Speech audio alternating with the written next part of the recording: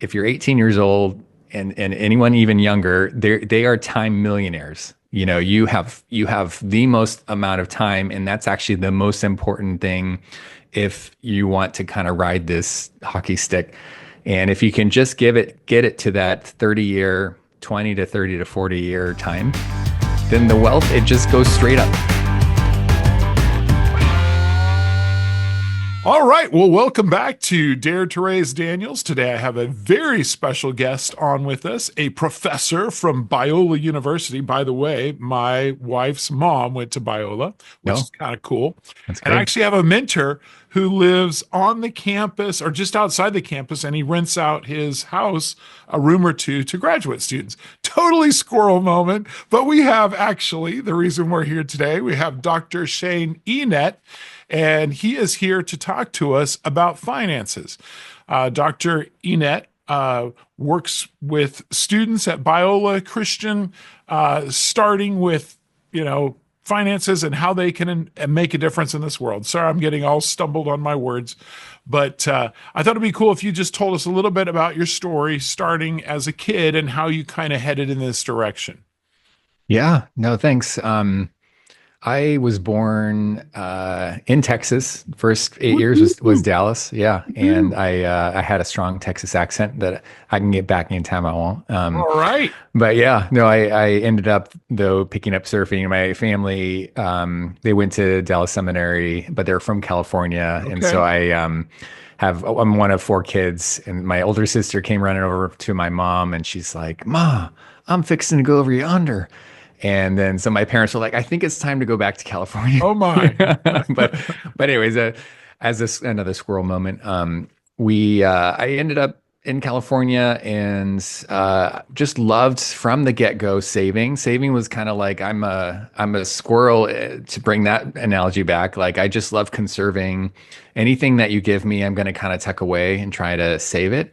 Sure. And I have two kids. My daughter is my daughter. She does the same thing. And then my son is not behaving the same way. He wants to just enjoy, you give him something, he enjoys it. And so for me, I always naturally wanted to conserve. I wanted to grow things. I wanted to kind of spread things along, manage it. And when I got my first book about investing, it was when I was 15 years old.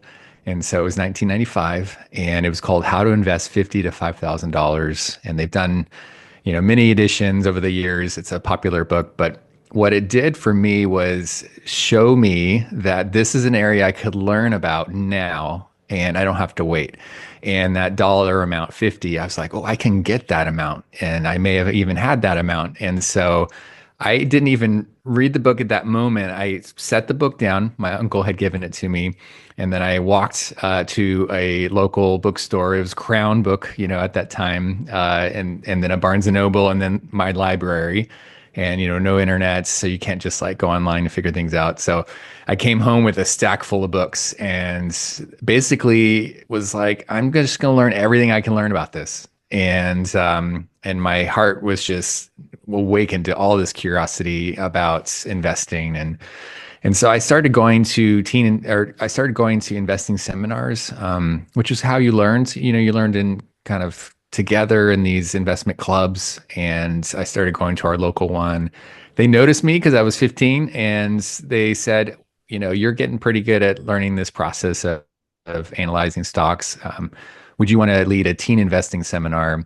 Because our parents, or the parents that are coming, they would love to have their kids come, but their kids never want to just sit Sure. in. And so then they could sit in your kind of session, and then we could have more people come. And so I did that starting around age 16, and just knew during those years in high school that I loved finance and investing and managing money. And I also loved teaching it. And so God kind of put me on a path, and it just was something that he confirmed over the years.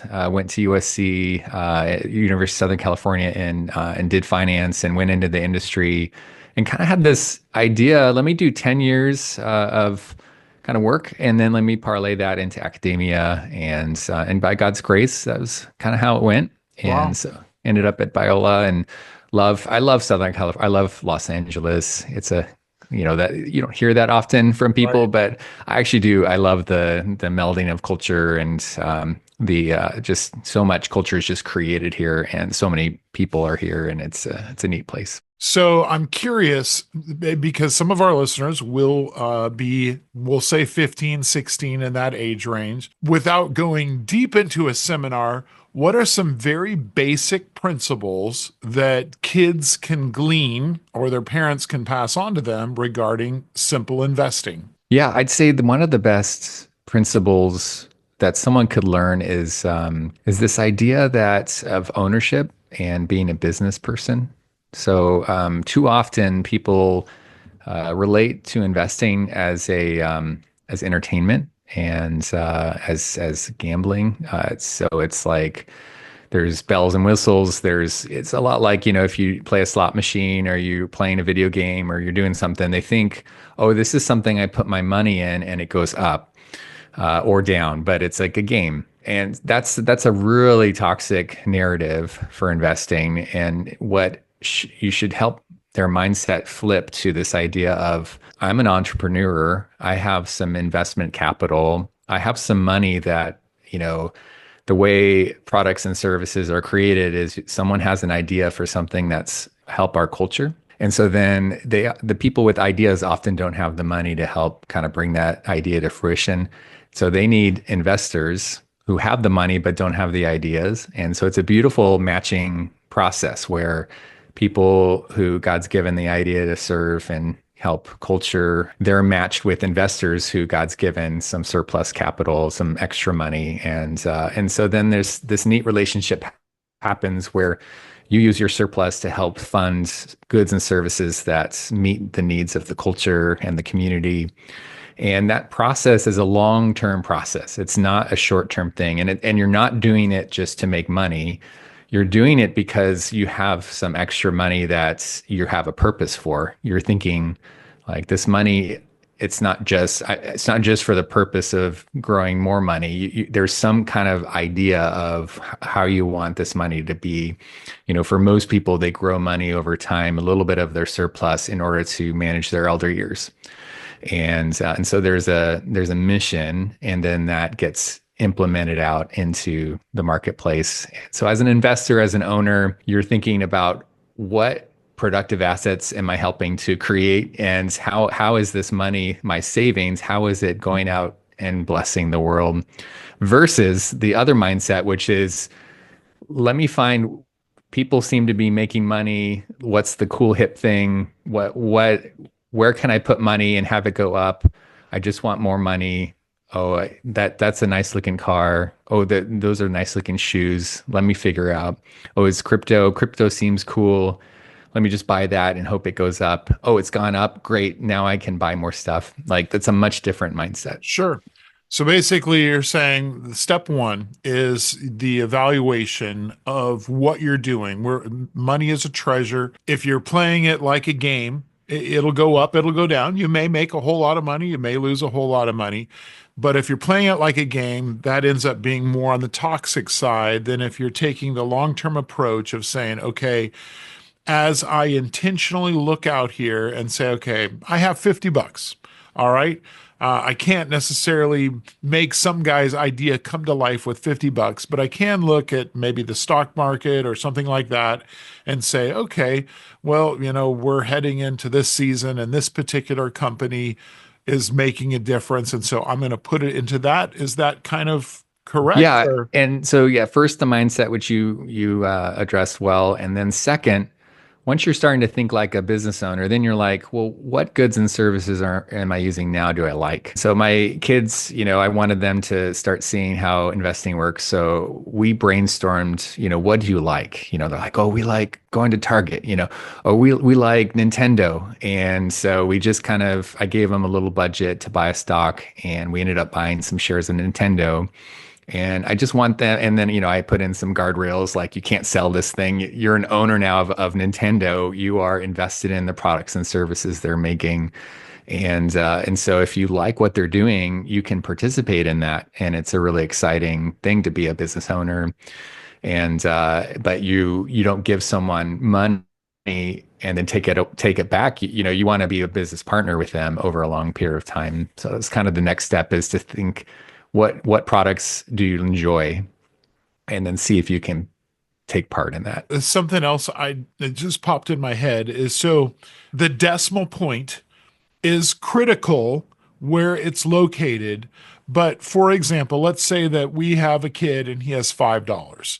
And it's like, I'm going to give one of my dollars away to something beyond tithes. So, here's an investment. We look at that, yes, we know the story of the widow's mite, but basically, if someone had $5 million and they gave $1 million away, that's the same level. Yes, it's not, it's different, but it's the same way. And so as I've listened to you a little bit, I'm more encouraged because I'll say, one example is I work in a ministry, and there have been times where, let's say I was going on a mission trip and someone helped fund me.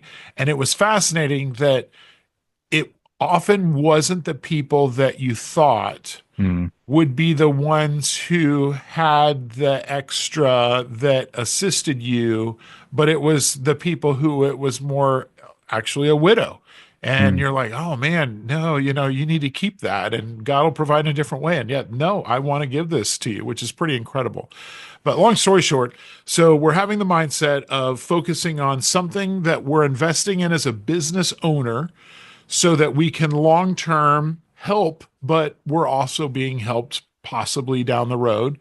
And this would be a mindset to pass on to our young people. What about as money over time? Yep. We see the little arch and then it begins to go up. Can you explain to our listeners compounded interest?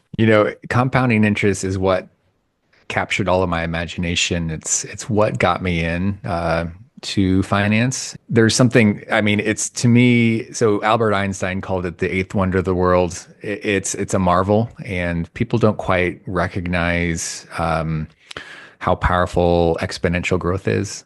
And so if you look at power, so like power in nature, everything that's most powerful is has an exponential nature to it.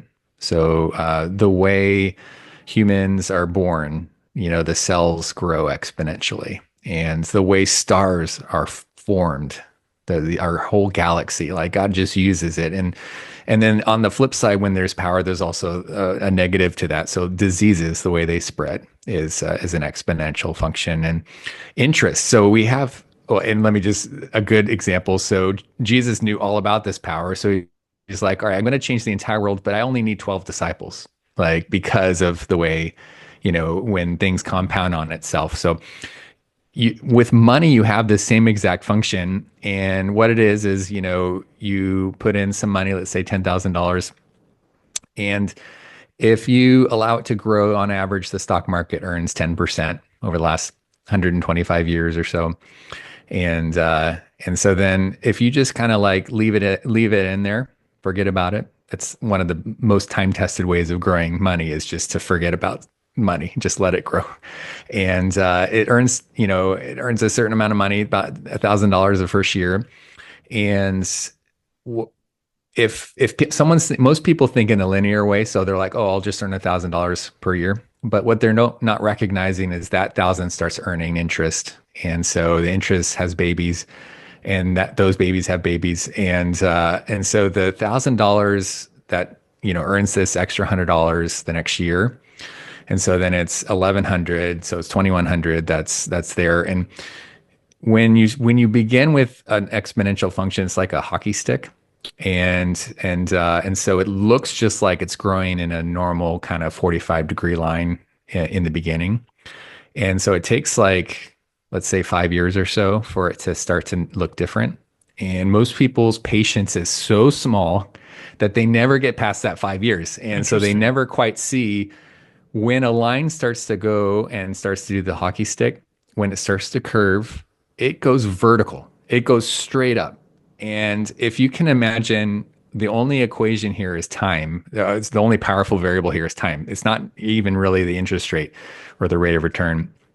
It's just time is what's valuable. And so I'll tell my students, everyone there, if you're 18 years old and anyone even younger, they are time millionaires. you have the most amount of time, and that's actually the most important thing if you want to kind of ride this hockey stick.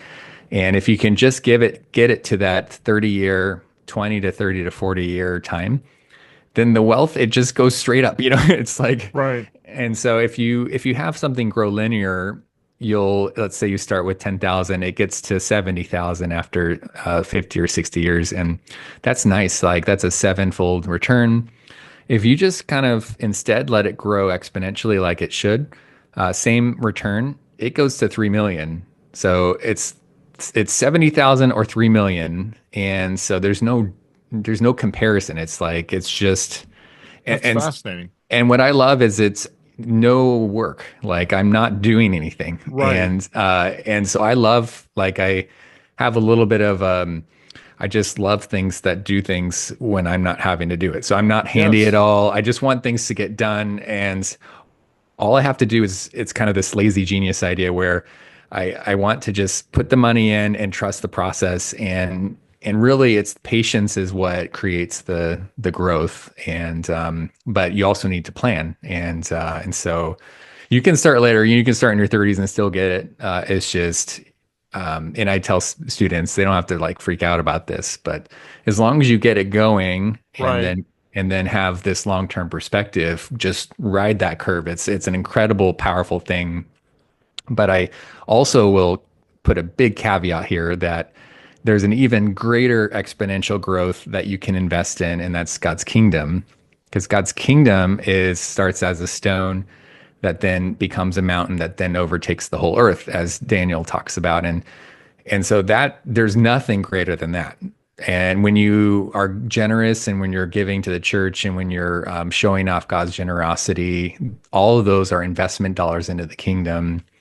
And so now you have two different beautiful, exponentially growing things. And when you save and you are a business owner in the stock market, then you're letting your money grow exponentially. And then when you give, you're letting your money grow exponentially in the kingdom for these eternal rewards. And it's like, it doesn't have to be one or the other. It can be both. And Right. so it's just then about how God's calling you to manage that difference. Okay. So I hear we have a mindset change of an owner versus a game player and investing in kingdom elements and then things growing exponentially. You mentioned the 10,000 to 70,000. Is that in how many years? And then in how many years does it become 3 million? I think it's 50 or 60 years. Okay. And Okay. so But yeah, still, from 10,000 yeah, to, and it's a 12, it's a 10%. I forget the exact sure. number. I could run Sure. it if you want, Yeah. That's okay. but No. it's dramatic. You should Yes. just kind of think of a hockey stick. Just think at some point the line goes vertical, and then it's just every year the money is going crazy. Boom. I give a zombie illustration for my students, where I say, if you just have five zombies, yeah, five zombies, each zombie can turn three people per day. Okay. How long before all 8 billion people are zombies? How many days? Do we get to defend ourselves or no, just kidding. Yeah, you're right. And I tell him Brad Pitt has been turned already, so he Oh cannot save the no. day. Yeah. Oh So no. it's a kind of a dire scenario. But students, they're thinking a year or 2 years to go from, five zombies to 8 billion, but it's Right. 17 days. Oh my, I was going to guess 30 and think that I was low and that Right. was just it. 17 days. Whoa. If you just, and this is an exponential function, and so it's not dramatic in the beginning, but then at some point it goes completely vertical, and money is the same thing. And so you have to kind of, I think you should always reckon with power. You should always see what are your available kind of tools. Okay. But it doesn't mean you go all in on it, but it does mean you reckon with it, and then kind of see, how should I think about my giving? How should I think about my saving? And, oh, this seems like an incredible tool. Let me use it to kind of have a greater sustained generosity even during my elder years. Right.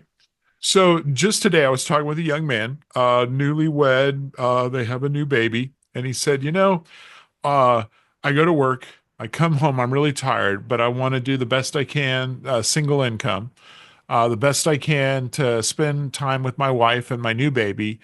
and basically I'm just super tired, but I push through, and then repeat, repeat.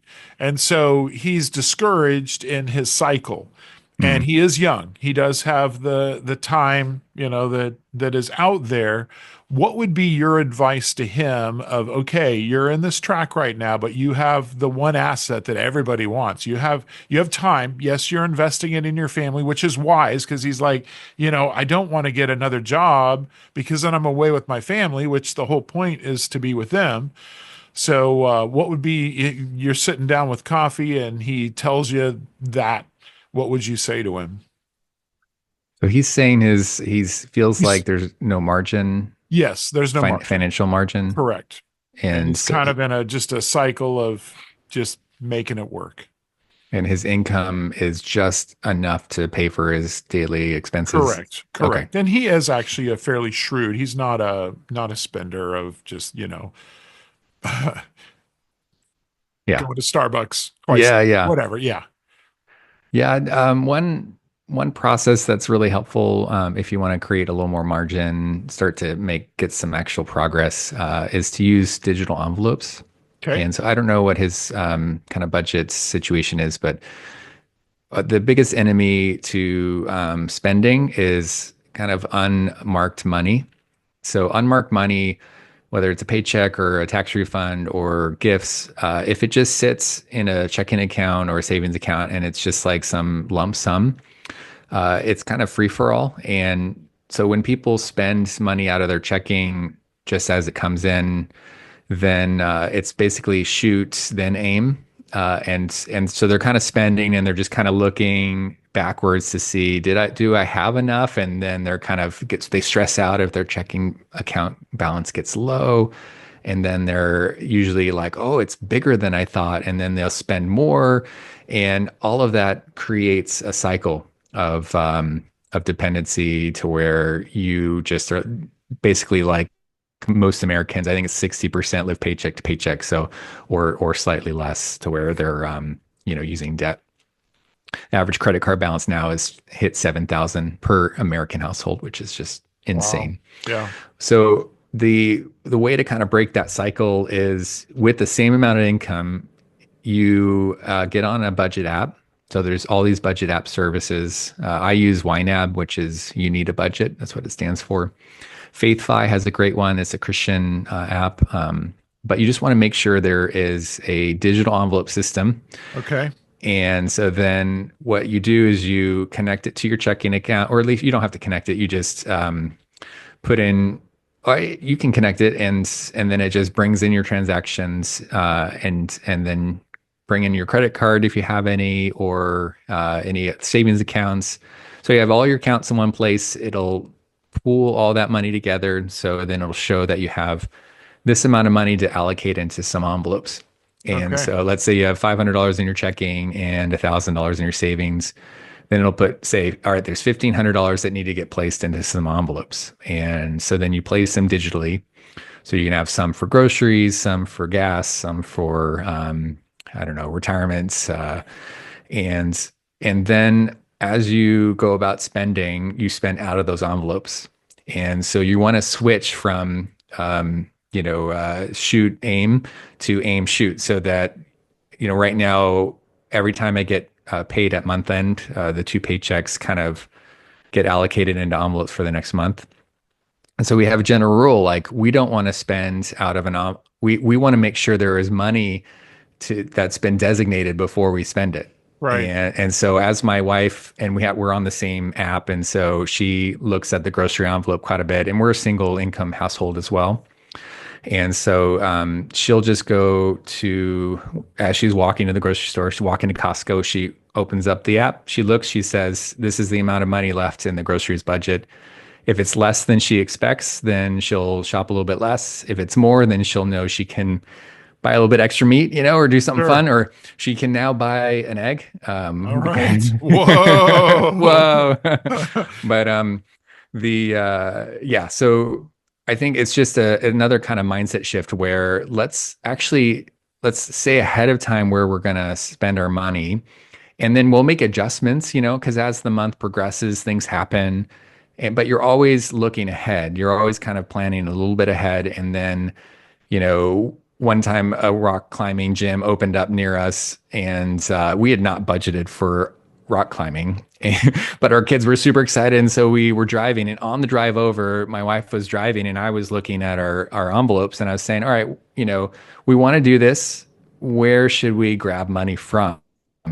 And so should we eat out a little bit less this month? Should we maybe have a little bit less budgeted for, I don't know, whatever it was. I think we ended up, because we have a date, envelope, and it's really fun if you, for whatever reason, it's not fun not to date, but if we had a month where we didn't use all of our money, that rolls into the next month. Right. And so then we have extra money. And so then we You can order eat the it good. in and out. Well, Sweet. No. I know. Well, In and Out is our regular Sunday Yes. after church, and that. So Yes. we could have just eaten a little bit more at home, to didn't do rock climbing, Sure. or we can take a little bit out of out of something else, like and so we have all these different kind of budget items.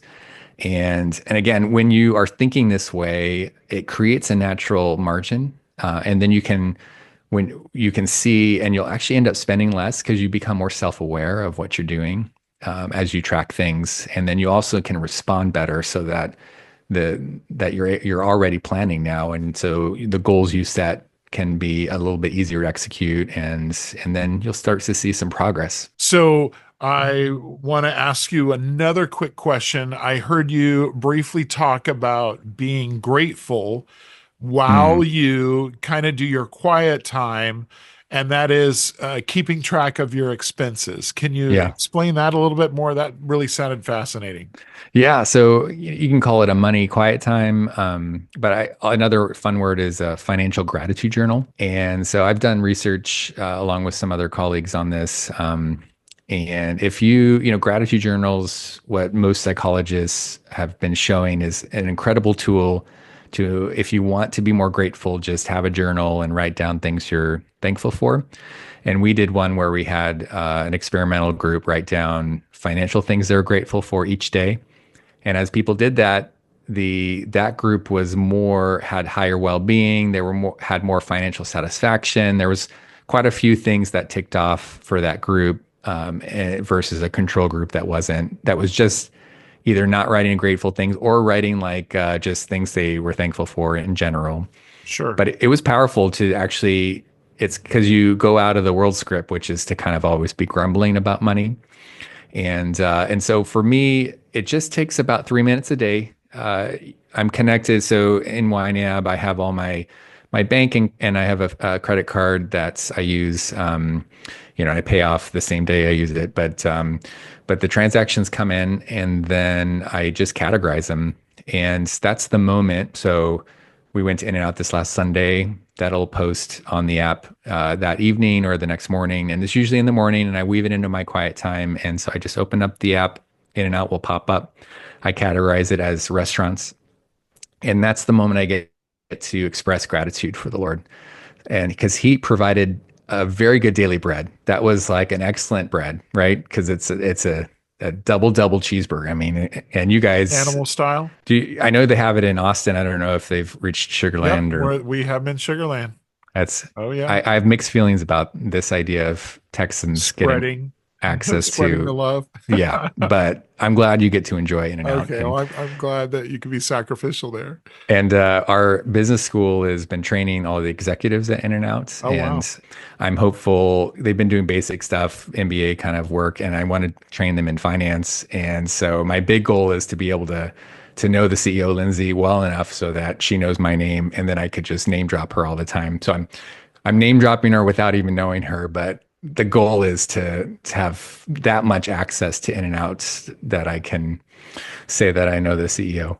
But anyway, the moment when in the morning when I get to see God's provision, not only for food but for utilities, for the transportation, for all of for entertainment, it's just you start to see how God's providing. And even though it's a bill, for me, I just love expressing gratitude for that. I got to have a house, like I got to, have clothing. I got to do these things. And that just, again, changes. You stop grumbling And then God can also use that moment to start to move if there's a little ping of because God's voice is always really encouraging, but he can also be clear that maybe you shouldn't be spending in that area as much, or even it's fine, like go. And I have my fast food budget, and I just want to be available for God to search me, search my heart, let me know if they lead me in ways everlasting. And it's a great moment. I can be available if he wants to kind of guide me outside of, like, you shouldn't be going to Taco Bell. And right now, it's fine. I share my whole budget to my students every semester. They see it. They Wow. see me do this tracking, so they can see how it works. And transparency, is huge because every financial choice I make affects everyone. Like, there's no independent money because money comes from God, and then we're meant to spend it. And sometimes He gives us extra, so we share, and we're always, meant to share in some way. But Right. so I think it's a real lie to say, this is private. It's not meant to be seen. I think when you shine a light bright, then your spending becomes a light for others, and then if you're showing it to people and you feel uncomfortable, then that's usually God's spirit kind of working. Like, why are you uncomfortable? Is there something, Huh. it's a great way of helping move you towards, having behavior that you can feel like is, sanctified and good. Because if I show people and then they're like, what's going on? And I feel uncomfortable, then I'm like, well, maybe I should see it. Maybe that's not something I should be Right. doing. Right. Well, very good. So my last thing I just wanted to ask is, do you have a parenting hack that you could share with other parents who are listening? Something that has worked well in your family. You mentioned you have two kids. By the way, how old are they? So Sage is 10, Okay. and my daughter, and then Silas is 8. Okay. All right. Yeah. Cool. And we got married a little later. And but yeah, I've Cool. been great. So there's quite a few hacks. We are able to go on family vacations for free every 2 years by doing travel hacking. Do you guys know how that No, works? how did we end with this? No, we need to have a whole other show. I need a travel hack. Go ahead. So some of the good travel cards have all these travel points if you sign up. Right. And if you have any type of sole proprietor business, you can double it. So I have a nonprofit, and so I get a business card and a personal card, and you can use Chase or you can use Sky Miles, and you just sign up, and then you have to spend a little bit to get the points, and then so I just got 200,000 points from Chase Sapphire, and booked, a round trip direct to Hawaii, and a car rental, and all of that was covered by the points.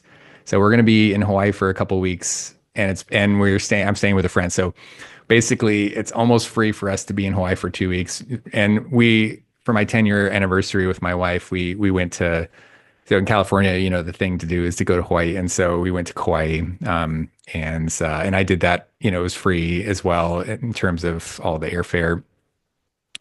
So yeah, and you can just cancel the card, and then you can just wait and then do it again. Like, they'll just let you. The biggest trick you want to do is, over time, you want to make sure you grow your credit available. And credit is like it's like a tree. You plant the seed early, so you can become credit visible.